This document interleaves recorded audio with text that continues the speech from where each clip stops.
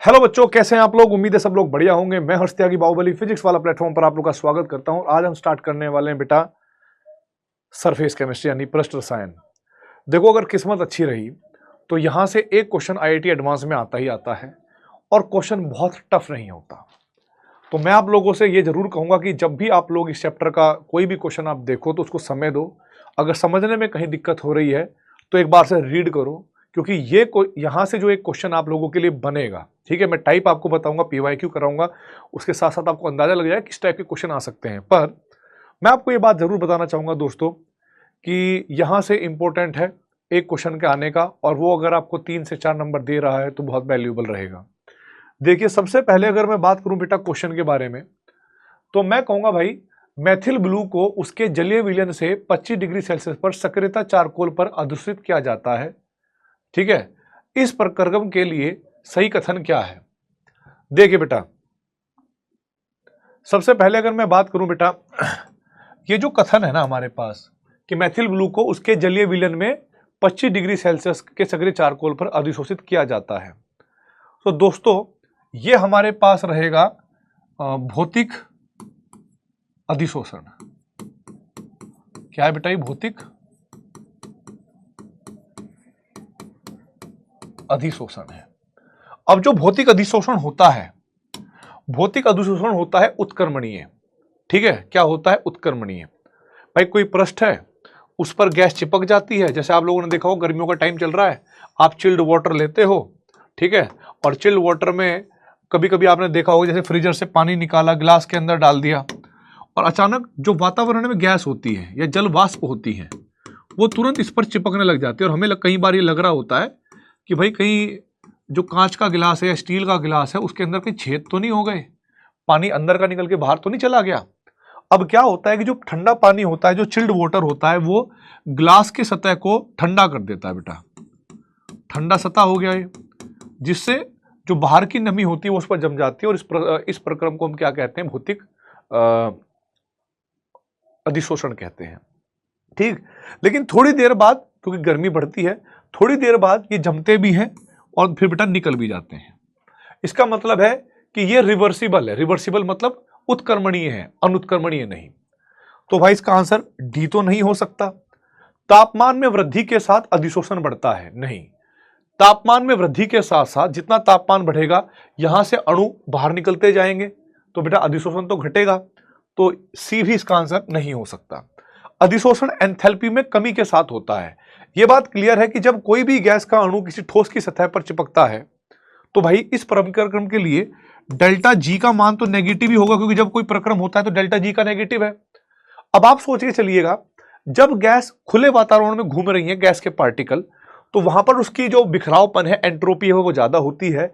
लेकिन जब वो ठोस की सतह पर चिपक जाती है तो एंट्रोपी क्या होती है, वहां पर कम हो जाती है। तो बेटा यहां पर एंट्रोपी भी जो होगी अधिशोषण की, वो भी नेगेटिव होगी। आपने गिब्स हेल्मोल्ट्ज समीकरण पढ़ी होगी, डेल्टा जी बराबर होता है डेल्टा एच माइनस के टी डेल्टा एस।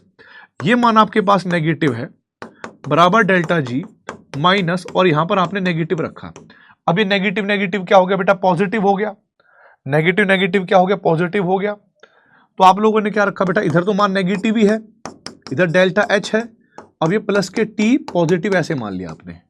अब इस पॉजिटिव को जब इधर उठा के लाओगे बेटा, तो आपके पास एक नेगेटिव माइनस के टी पॉजिटिव और बराबर डेल्टा एच। यहां पर आप जब दो मान को ऐड करोगे और वो दोनों मान नेगेटिव है, टी का मतलब टेम्परेचर होता है बेटा, तो जब दो नेगेटिव मान वालों को आप जोड़ोगे तो डेल्टा एच का मान क्या होगा बेटा, नेगेटिव। और डेल्टा एच का मान अगर नेगेटिव है, इसका मतलब ये प्रक्रम हमेशा एक्सोथर्मिक यानी ऊष्माक्षेपी रहने वाला है। जैसे जैसे अधिशोषण होगा तो बेटा ऊर्जा बाहर निकलती रहेगी, हीट बाहर निकलती रहेगी। तो इसका जो करेक्ट आंसर आ गया वो क्या आ गया बेटा जी, बी आंसर आ गया। आई होप यहां तक क्लियर हो गया होगा। फिर बात आती है अधिशोषण के लिए 25 डिग्री सेल्सियस पर सक्रियण की आवश्यकता होती है। देखिए, मैं आपको एक सिंपल ही बात बताऊं, जो भौतिक अधिशोषण होता है उसमें सक्रियण ऊर्जा की आवश्यकता पड़ती ही नहीं है, वो रासायनिक में पड़ती है। तो बेटा इसका करेक्ट आंसर क्या होगा हमारे पास, इसका जो करेक्ट आंसर होगा दोस्तों वो होगा विकल्प संख्या 1। ठीक है भाई, क्या हो गया इसका, विकल्प संख्या 1 हो गई बेटा। चलिए अब देखते हैं भाई आगे, पानी की बोतल कहां गई।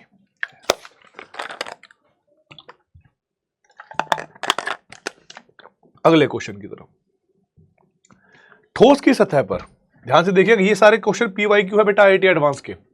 ठोस सतह पर गैस का स्वतः अधिशोषण एक उष्माक्षेपी प्रक्रम है, ये तो हमें चलो पता ही है।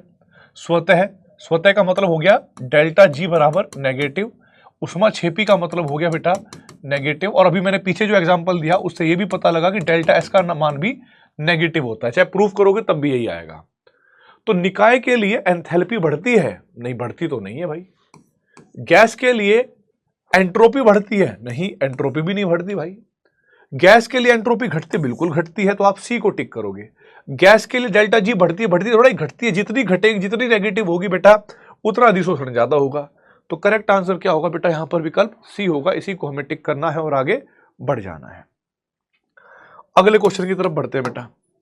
यहां पर कहा गया है कि भौतिक अधिशोषण का वेग बढ़ता है तापमान में कमी के साथ, तापमान में वृद्धि के साथ, दाब में कमी के साथ और पृष्ठीय क्षेत्रफल में कमी के साथ। देखिए बेटा, जितना ज्यादा ताप बढ़ाओगे जो आपके पास भौतिक अधिशोषण होगा, जितना ज्यादा ताप बढ़ाओगे उतना गर्माहट ज्यादा होगी।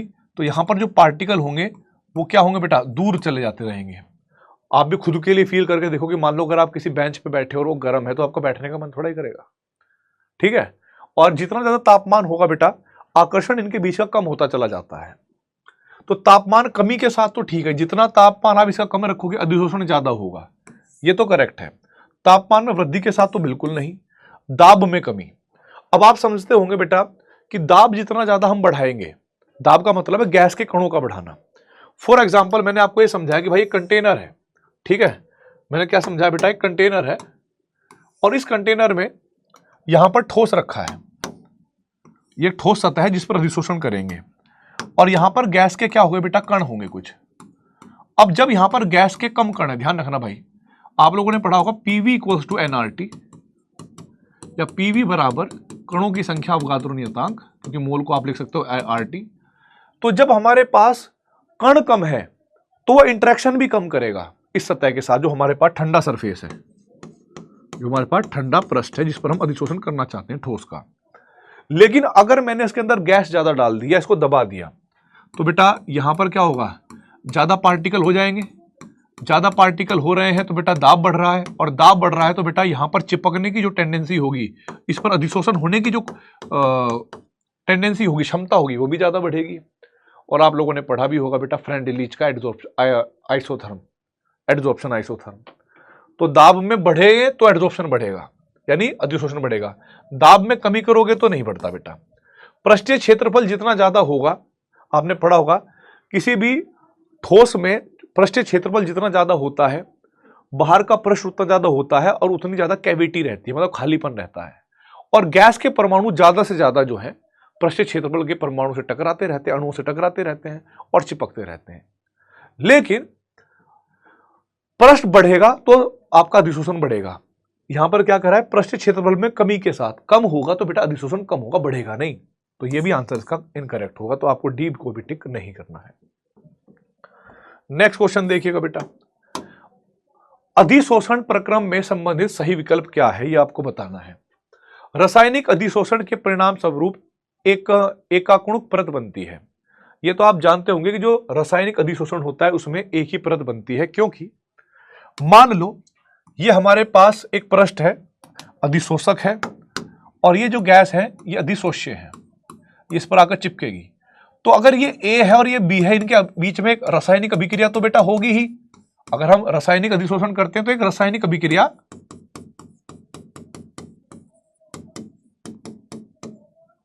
अभिक्रिया कह लो या बेटा अभिशोषण कह लो।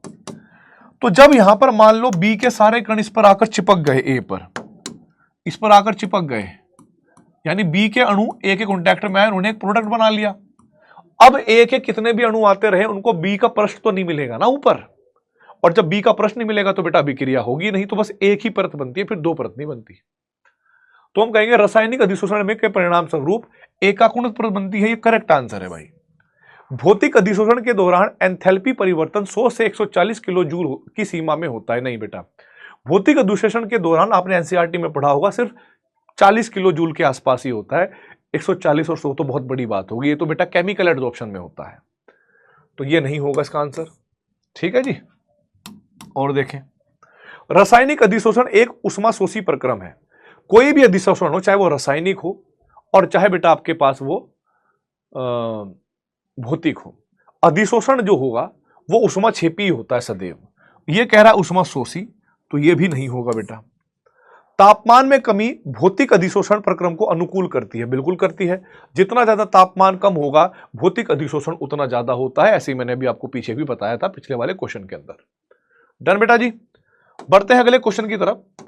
यहां पर हमें 4 ग्राफ दे रखे हैं और इनमें बताया गया है कि भौतिक ये किस किस अधिशोषण को रिप्रेजेंट करते हैं, किस किस को नहीं करते हैं। देखिए, यह है आपके पास अधिशोषण की मात्रा और यह है बेटा हमारे पास तापमान।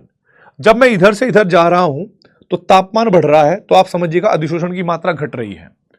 तापमान बढ़ने पर अधिशोषण अगर कम हो रहा है तो इसका मतलब ये जो है भौतिक अधिशोषण को रिप्रेजेंट कर रहा है भाई। अधिक भौतिक अधिशोषण को रिप्रेजेंट कर रहा है। अब देखो बेटा, यहां पर तापमान के बढ़ने पर अधिशोषण बढ़ रहा है। अब हमें नहीं पता कि बेटा ये भौतिक में तो ऐसा होता नहीं है, लेकिन आपने देखा होगा कि रासायनिक अभिक्रिया, रासायनिक अधिशोषण में रासायनिक अभिक्रिया होती है और रासायनिक अभिक्रिया को कराने के लिए एक सक्रियण ऊर्जा की आवश्यकता पड़ती है, या मतलब एक्टिवेशन एनर्जी की जरूरत पड़ती है, जिसको पहुंचाने के लिए, मतलब अणु की ऊर्जा वहां तक पहुंचाने के लिए हमें थोड़ा बहुत तापमान बढ़ाना पड़ता है एक सीमा तक। और हम लोग ये बात जानते हैं कि रासायनिक अधिशोषण में तापमान के बढ़ने पर एक क्षमता तक, एक लिमिट तक जो रासायनिक अधिशोषण है वो बढ़ता है। तो अगर यहां पर तापमान बढ़ रहा है और अधिशोषण बढ़ रहा है, इसका मतलब है ये रासायनिक को रिप्रेजेंट करता है। ठीक, यहां पर आप देखोगे, ऊपर देखो ना, यहां पर दाब है, ठीक है, कोई दिक्कत नहीं है, ऊपर ताप दे रखे हैं बेटा, और ये अधिशोषण की मात्रा है। अगर मैं इस वाले ग्राफ पर ऐसे कांस्टेंट प्रेशर मान लूं और फिर ये इंटरसेक्ट यहां पर इंटरसेक्ट कर रही है और ये इंटरसेक्ट यहां पर कर रही है बेटा, आप देखिए इधर से इधर जाने पर अधिशोषण की मात्रा क्या हो रही है बेटा, बढ़ रही है, देख लो। और आप देख रहे होंगे पहले तापमान 250 केल्विन था, अब 200 केल्विन है। तापमान में क्या हो रही है, कमी हो रही है। तो तापमान में कमी होने पर अगर अधिशोषण बढ़ रहा है तो बेटा जी ये हमारे पास भौतिक अधिशोषण को रिप्रेजेंट कर रहा है। इसको रिप्रेजेंट करेगा, भौतिक को करेगा। यहां पर 2 अणु है, जब वो पास आएगा एक्टिवेशन एनर्जी वगैरह दे रखी है, एंथैल्पी 150 किलो जूल के आसपास रिलीज होती हुई नजर आ रही है। तो इसका मतलब क्या हुआ बेटा, जब ढेर सारी एनर्जी निकले, ठीक है, और एक्टिवेशन एनर्जी भी आपको ग्राफ में दे रखी होगी, तो बेटा वो भौतिक का तो हो नहीं सकता, वो भी किसका होगा बेटा, रासायनिक अधिशोषण का ही होगा। क्योंकि भौतिक अधिशोषण के लिए सक्रियण ऊर्जा की आवश्यकता पड़ती ही नहीं है, सक्रियण ऊर्जा 0 होती है। तो देखो, एक भौतिक और सेकंड रासायनिक, ये तो मैच हो गया। एक भौतिक और थर्ड, एक भौतिक और बेटा थर्ड जो है वो रासायनिक। थर्ड रासायनिक है क्या, थर्ड तो भौतिक है, तो ये आंसर नहीं होगा। फोर्थ रासायनिक ठीक है। सेकंड रासायनिक, ये भी बिल्कुल ठीक है। फोर्थ रासायनिक है और थर्ड रासायनिक है, थर्ड तो भौतिक है, तो ये भी नहीं होगा बेटा। तो उसका आंसर होगा ए और सी। क्या आंसर हुआ बेटा इसका, ए और सी। 1 मिनट देना भाई, पानी पिएंगे थोड़ा सा।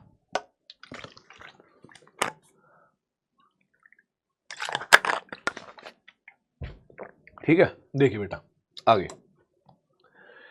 अब इन्होंने कहा कि द्रव विरागी कोलाइड कणों के स्थायित्व के लिए सही कारण बताइए, क्या होगा द्रव विरागी। ठीक है, और द्रव विरागी में हमें 4 विकल्प दे रखे हैं। तो बेटा सबसे पहले आप लोग क्या करोगे बेटा, सबसे पहले आप लोग करोगे भाई, चारों के चारों विकल्प पढ़ें कि विलयन में उनकी सतह पर आयनों का अधिमान्य अधिशोषण होता है। देखिए, जो हमारे पास द्रव विरागी कोलाइड होते हैं, आपको पता होगा बेटा कि इनको स्टेबल बनाने के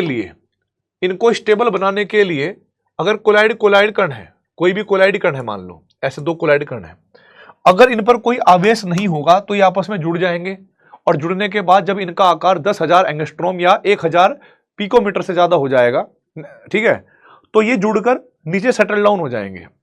पर आप जानते हो कि भाई जो हमारे पास कोलाइडी कण होते हैं वो सेटल डाउन नहीं करने होते, हमें स्टेबल रखने होते हैं।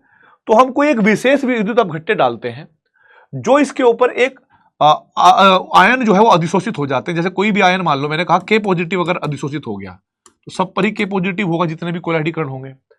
और समान कोलाइडी कणों के ऊपर जब समान आवेश होगा और जब वो पास पास आएंगे तो बेटा वो प्रतिकर्षित करेंगे, एक दूसरे के साथ जुड़ेंगे नहीं, अपना आकार बढ़ाएंगे नहीं, और फिर उनके कणों पर ग्रेविटी यानी गुरुत्व काम नहीं करेगा और वो ऐसे ही स्टेबल रहेंगे। तो इन्होंने कहा कि विलयन में उनकी सतह पर आयनों का अधिमान्य अधिशोषण होता है। ये बात बिल्कुल करेक्ट है। विलयन में उनकी सतह पर विलायक का अधिमान्य होता है। विलायक से कोई मतलब नहीं है बेटा, ठीक है, तो बी तो नहीं होगा। उनकी सतह पर विपरीत आवेश वाले विभिन्न कणों के बीच आकर्षण होता है। उनकी सतह पर विपरीत आवेश वाले कणों के बीच में क्या होता है बेटा? आवेश होता है। तो ये ऐसा द्रव विरागी कोलाइडों की प्रॉपर्टी तो नहीं है, वैसे हो सकता था। कोलाइडी कणों के चारों ओर विपरीत आवेशों की स्थिर परत और विसरित परत के मध्य विभवांतर होता है। ये आपने पढ़ा होगा कि कोई भी कोलाइडर कण होगा उस पर कोई ना कोई आवेश आ गया, फिर जो नेगेटिव वाले होंगे बेटा वो नेगेटिव वाले चारों तरफ इससे इसको घेर लेंगे, ठीक है, और इन पॉजिटिव नेगेटिव के बीच में एक विभवांतर स्थापित होता है। ये हम लोग पढ़ते हैं, ठीक है। तो भाई ये तो करेक्ट आंसर है, ये भी डी भी करेक्ट है, विभवांतर स्थापित हो जाएगा। और बेटा यहां पर ये क्या कह रहा था? उनकी सतह पर विपरीत आवेश वाले विभिन्न कणों के बीच में। सबसे पहली चीज क्या आती है अगर ये क्वेश्चन कहीं समझना हो सी वाला, कि जो कोलाइडल विलयन होंगे ना सब के सब पर एक ही जैसा आवेश होता है, विपरीत आवेश नहीं होंगे, ध्यान रखना, ठीक है। तो इसीलिए सी आंसर नहीं है। अगला आंसर देखेंगे, मतलब क्वेश्चन देखेंगे, ठोस सतह पर गैस के अधिशोषण से संबंधित सही कथन है। ठोस सतह पर गैस का अधिशोषण, इसका मतलब कौन सा अधिशोषण की बात कर रहा है बेटा? ये बात कर रहा है बेटा भौतिक अधिशोषण की बात कर रहा है। क्या बात कर रहा है? भौतिक अधिशोषण। अधिशोषण सदैव उष्माक्षेपी प्रक्रम, उष्माक्षेपी होता है, बिल्कुल। अभी थोड़ी देर पहले ही मैंने आपको बताया भी था कि डेल्टा एच का मान ऐसे कुछ आया था, नेगेटिव और टी पॉजिटिव, यानी दो नेगेटिव का मान हमेशा नेगेटिव रहेगा, और अधिशोषण सदैव उष्माक्षेपी प्रक्रम होता है। उच्च ताप पर भौतिक अधिशोषण रासायनिक अधिशोषण में परिवर्तित हो सकता है। ऐसा जरूर है कि भाई अगर हम हाई टेम्परेचर करेंगे तो पहली बात तो टेम्परेचर हाई करेंगे तो ये होता है कि हाई टेम्परेचर अगर हम करेंगे ना, यहां पर कहां गया सॉलिड, तो पहले तो बेटा ऐसा होगा कि सपोज मान लो कोई अभिक्रिया जो है वो रिएक्शन कर ही नहीं रही है, कोई गैस जो है वो ठोस के साथ रिएक्शन कर ही नहीं रही है, वो निष्क्रिय है। तो पहले ये क्या होगा बेटा? भौतिक। और उसके बाद क्या होगा बेटा? जैसे आप लोग और टेम्परेचर करोगे, ठीक है, एक मिनट देना भाई, ठीक है, और टेम्परेचर बढ़ाओगे बेटा, तो ये गैस पहले तो दूर हो जाएंगी, और गैस जब ये दूर हो जाएंगी तो उसके बाद अगर इनके बीच में कोई अभिक्रिया हो सकती होगी जिसके लिए कुछ सक्रियण ऊर्जा की आवश्यकता पड़ती होगी, तो बेटा वापस से ये केमिकल एड्सॉर्प्शन कर सकती है।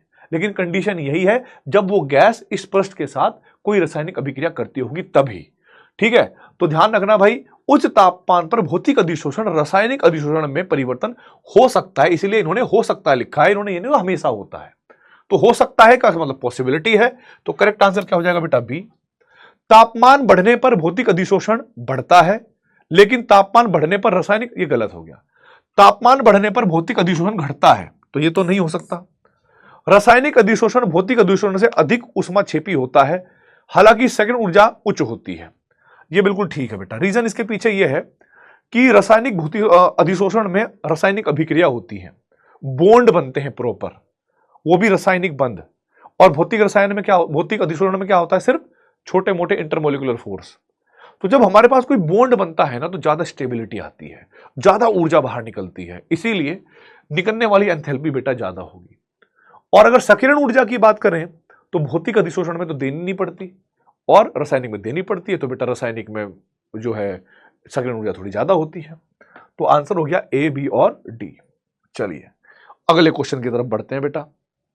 अगला क्वेश्चन क्या है जरा देखिएगा भाई। यहां पर अगला क्वेश्चन हमारे सामने आ गया है, कोलाइडल में संबंधित निम्नलिखित कथनों पर विचार करें। ठीक, ध्यान रखना भाई, पीछे हट गया मैं।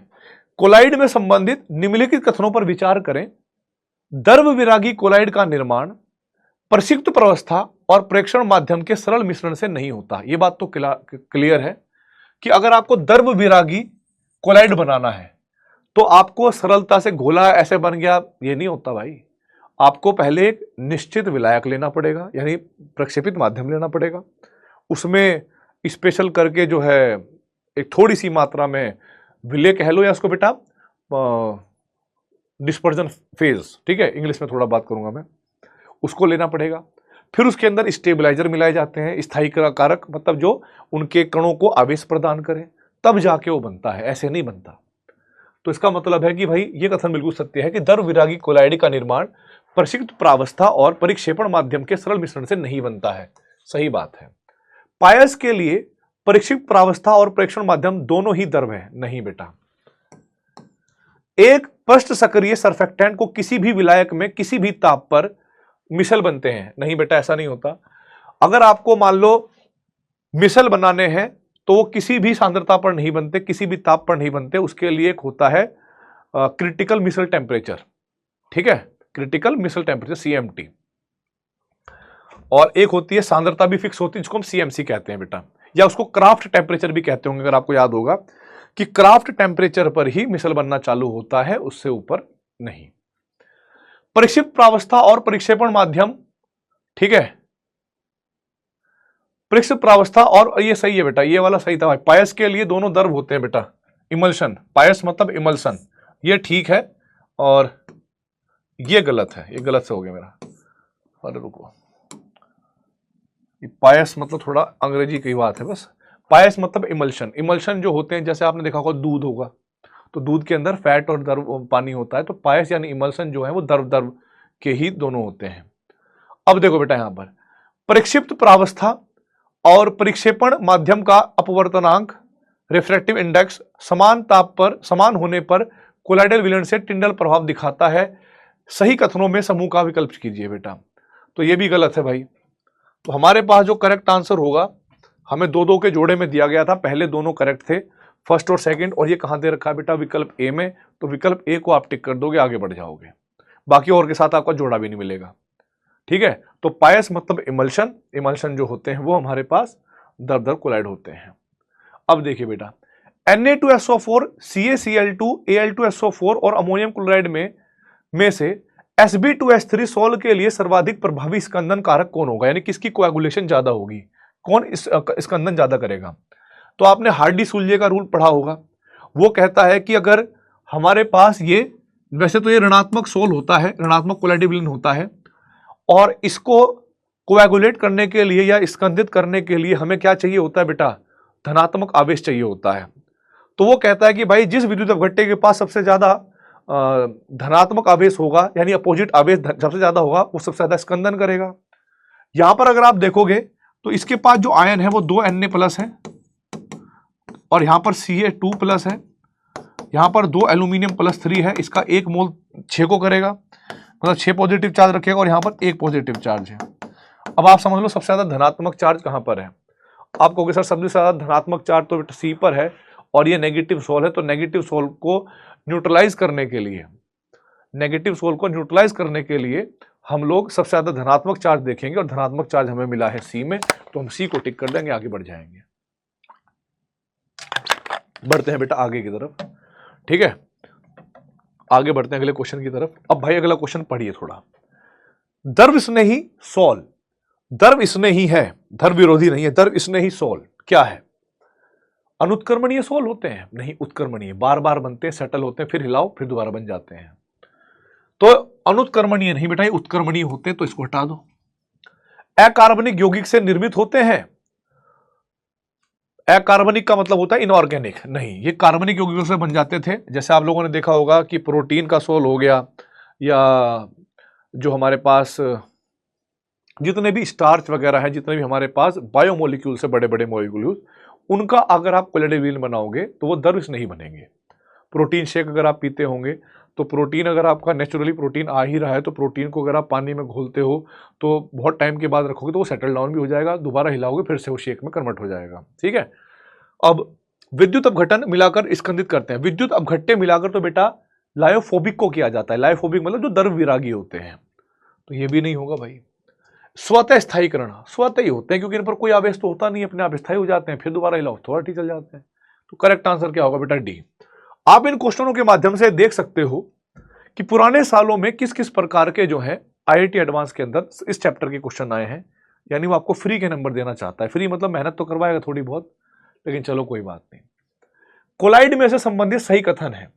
कोलाइड सॉल्व को विद्युत अपघट्य द्वारा अवक्षेपित करने के प्रक्रम को पेप्टन कहा जाता है। देखो बेटा, अवक्षेपित करने को पेप्टन नहीं कहते हैं, स्कंदन कहते हैं। ध्यान रखना, स्कंदन कहते हैं बेटा।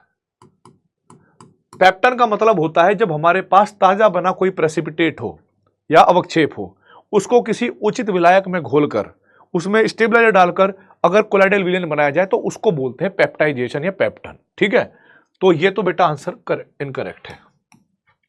समान सांद्रता पर कोलाइडल विलयन का जमना वास्तविक विलयन की तुलना में उच्च तापमान पर होता है। देखिए, समान सांद्रता, सांद्रता समान होगी, ठीक है, लेकिन आप लोग समझने की कोशिश करिएगा। अगर सांद्रता समान है, एक तरफ हमने क्या ले लिया बेटा,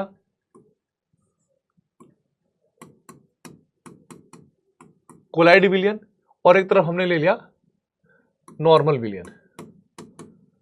इसमें इसके कणों का आकार क्या होगा बेटा, बड़ा, और इसके कणों का आकार क्या होगा बेटा, छोटा।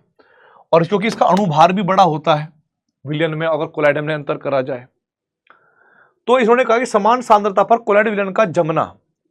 तो बेटा अगर हमें सांद्रता को मेंटेन करना है तो इसके कम कणों की आवश्यकता होगी, इसके कण कम होंगे और इसके कण होंगे बहुत सारे। तो आपको याद होगा हम लोग अणुसंख्या गुण पढ़ते थे, और अणुसंख्या गुण क्या कहते थे कि बेटा, अणुसंख्या गुण वो होते थे जो द्रव के क्या होते थे, मतलब सॉरी, द्रव के विलय के कणों की संख्या पर निर्भर करते हैं, ना कि विलय उसकी प्रकृति पर। तो यहां पर समान सांद्रता का अगर हमें विलयन बनाना है तो बेटा इसके तो मोटे मोटे कण होंगे, बड़े बड़े कण होंगे, तो इसके कम कण चलेंगे। और इनके चूंकि छोटे छोटे कण हैं और सांद्रता को उतना ही मतलब उतना ही गाढ़ा बनाना है, तो हमें इसके ज्यादा ऐड करने पड़ेंगे। ज्यादा ऐड करोगे तो बेटा कणों की संख्या ज्यादा होगी, और कणों की संख्या ज्यादा होगी तो बेटा इसका जो फ्रीजिंग होगा वो भी उतना ही कम होगा। तो समान सांद्रता पर कोलाइड विलयन का जमना वास्तविक विलयन की तुलना में उच्च तापमान पर होता है।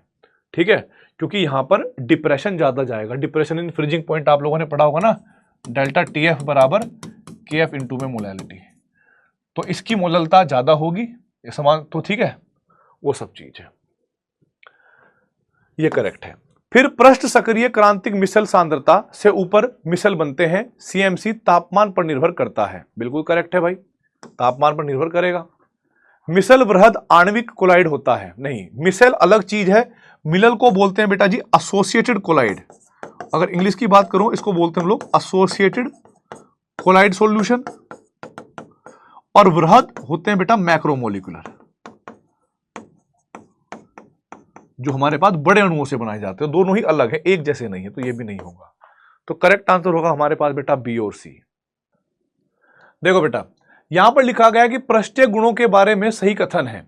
इथेन और नाइट्रोजन के क्रांतिक तापमान क्रम से 563 केल्विन और 126 केल्विन है। किसी निश्चित तापमान पर सक्रिय चारकोल के समान मात्रा पर इथेन का अधिशोषण नाइट्रोजन से अधिक होगा। देखो आपने क्रांतिक ताप का अमन का एक फॉर्मूला पढ़ा होगा, TC बराबर होता है बेटा 8A/27 RB, जहां A क्या रिप्रेजेंट करता है बेटा, आकर्षण को। A रिप्रेजेंट करता है आकर्षण को, और आप लोग ये बात समझ लेना कि ये TC जो है क्रांतिक ताप, ये आकर्षण को समानुपाती होता है। तो जिसका क्रांतिक ताप ज्यादा होगा उस गैस के अंदर आकर्षण ज्यादा होंगे, और जिस गैस का आकर्षण ज्यादा होगा बेटा वो गैस ज्यादा अधिशोषित भी करेगी। तो भाई इथेन ज्यादा अधिशोषित होने की बात बिल्कुल करेक्ट है। बादल एक पायस प्रकार का कोलाइड है जिसमें द्रव प्रक्षेपित प्रावस्था है। मैं मानता हूं कि द्रव तो प्रक्षेपित प्रावस्था होती है, गैस परिक्षेपण माध्यम भी होता है यानी वायु, पर बादल पायस नहीं है, क्योंकि पायस के अंदर दोनों के दोनों जो चीजें होती हैं, प्रक्षेपित माध्यम और प्रक्षेपण जो भी है प्रावस्था, ठीक है, वो लिक्विड लिक्विड होती है, तो इसलिए पायस नहीं है। अधिशोषण के साथ निकाय की एंथैल्पी एंट्रोपी दोनों में कमी आती है, यानी एंथैल्पी भी आप लोग जानते होंगे डेल्टा H का मान भी नेगेटिव होता है, थोड़ी देर पहले प्रूफ किया था, और डेल्टा H का मान भी नेगेटिव होता है क्योंकि एंट्रोपी घट जाती है, कण मूव नहीं कर पाते हैं। ये भी करेक्ट है। कोलाइडल कणों की ब्राउनियन गति कणों के आकार पर निर्भर नहीं करती बल्कि विलयन की श्यानता पर निर्भर करती है। तो बेटा मैं आप लोगों को बताना चाहूंगा, आकार पर भी निर्भर करती है और विलयन की शांतता पर भी निर्भर करती है। तो डी इसका आंसर नहीं होगा। आगे बढ़ते हैं अगले क्वेश्चन की तरफ बेटा। अगला क्वेश्चन दे रखा है, मिसल का निर्माण पृष्ठ सक्रियण अणुओं द्वारा क्रांतिक मिसल सांद्रता के ऊपर होता है। बिल्कुल करेक्ट आंसर है, मतलब ये कथन बिल्कुल सत्य है बेटा। यही सीएमसी की परिभाषा भी है भाई। पृष्ठ सक्रियक का मतलब होता है एसोसिएटेड, ठीक है। और फिर इन्होंने कहा कि पृष्ठ सक्रियक अणुओं के वाले विलयन में चालकता सीएमसी पर तेजी से कम हो जाती है, क्योंकि देखो अगर मान लो सीएमसी नहीं आई तो कण अभी गति कर रहे हैं, इधर उधर है, अभी वो छोटे आकार में और घूम रहे हैं, तो उनकी चालकता ज्यादा होगी। अब जैसे ही बेटा वो एसोसिएट होकर सीधा एक क्या बना देंगे, एक मिसल बना देंगे, तो उनका मूवमेंट कम हो जाएगा। इस वजह से उनकी चालकता क्या हो जाती है बेटा, कम हो जाएगी। तो हम लोग कहेंगे कि यह भी कथन सही है, यह भी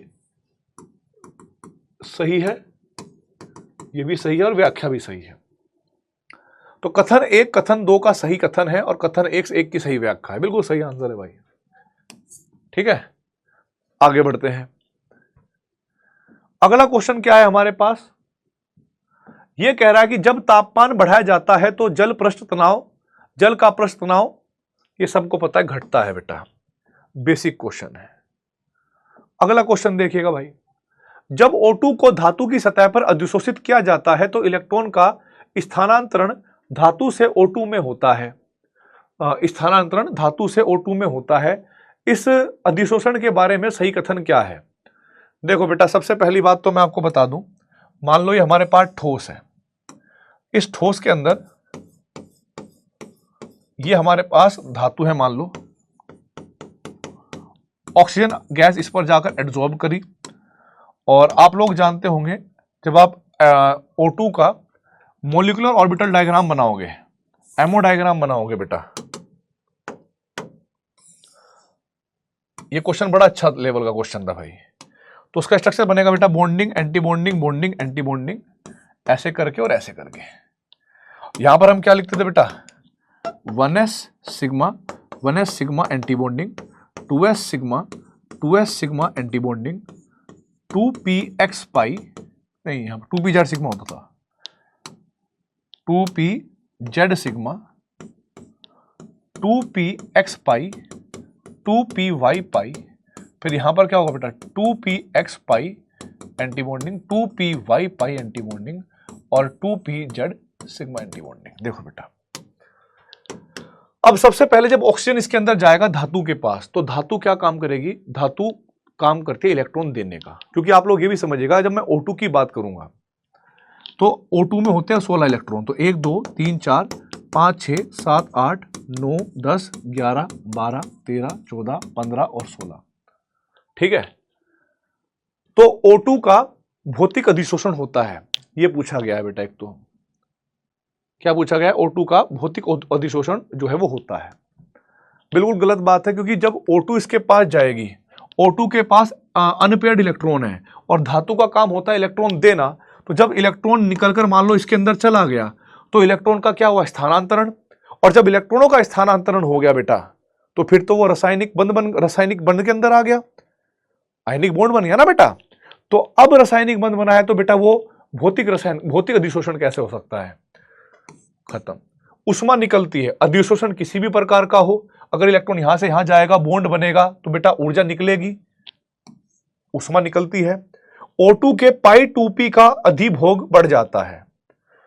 अधिभोग का मतलब है उसके अंदर इलेक्ट्रॉन जाते हैं, तो जब बेटा यहां से जो इलेक्ट्रॉन ऑक्सीजन के अंदर जा रहा होगा तो वो कहां जाएगा, एंटी बॉन्डिंग में तो जाएगा, चाहे तो इसमें चाहे तो इसमें। तो आने वाला इलेक्ट्रॉन कहां जाएगा, अनपेयर्ड इलेक्ट्रॉन के साथ पेयरिंग करेगा मान लो, तो ये भी सही है। और O2 की बंध लंबाई बढ़ती है। जब इलेक्ट्रॉन मान लो आपके पास एंटी बॉन्डिंग में आएगा बेटा, तो बॉन्ड ऑर्डर जो है वो घटेगा। पहले 2 था, वो 1.5 हो जाएगा। और आप लोग जानते होंगे जो बॉन्ड ऑर्डर होता है, यानी बंध क्रम होता है, वो बॉन्ड लेंथ के व्युत्क्रमानुपाती होता है। तो बेटा बॉन्ड ऑर्डर कम हो रहा है तो बॉन्ड लेंथ क्या होगी, बढ़ेगी, तो बॉन्ड की लंबाई बढ़ जाती है। ये भी करेक्ट आंसर है भाई। अब देखते हैं भाई आगे कहानी, आगे कुछ है नहीं। तो भाइयों ये कुछ क्वेश्चन थे जो PYQ आए थे IIT एडवांस के, और आपने देखा सरल क्वेश्चन है, थोड़ा दिमाग लगाओगे करोगे तो हो जाएंगे। तो ऑल द वेरी बेस्ट। जय हिंद, जय भारत, वंदे मातरम। IIT एडवांस के लिए आप लोगों को बहुत बहुत शुभकामनाएं। Bye bye.